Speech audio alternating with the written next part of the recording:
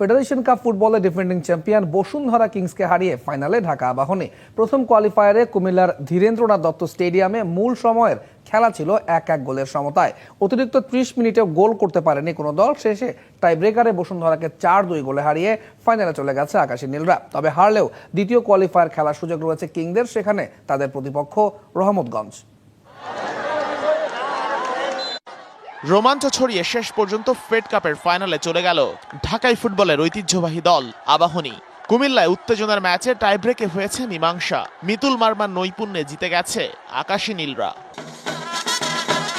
কুমিল্লার ধীরেন্দ্রনাথ দত্ত স্টেডিয়ামে ম্যাচের প্রথমার্ধ শেষ হয়েছে গোলশূন্যতেই। দুদলই চেষ্টা চালিয়েছে বারবার, কিন্তু স্কোর করতে পারেনি কেউই। বিরতির আগেই বড় ধাক্কা খায় আবাহনী। 42 মিনিটে ফয়সাল আহমেদ ফাহিমকে ফাউল করে লাল কার্ড দেখে মাঠ ছাড়েন আসাদুজ্জামান বাবলু। ফলে 10 জনের দলে পরিণত হয় আবাহনী।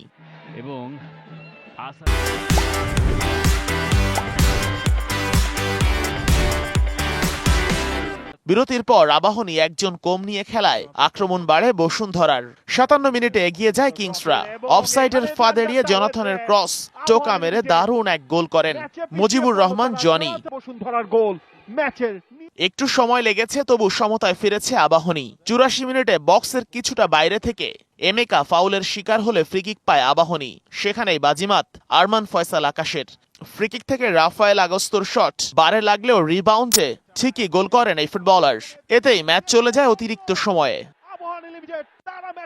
পরের 30 মিনিটেও গোল না আসলে ম্যাচ যায় টাই ব্রেকে। বসুন্ধরা শ্রাবণকে পাল্টে গোলপোস্টের দায়িত্ব দেয় জিকোকে।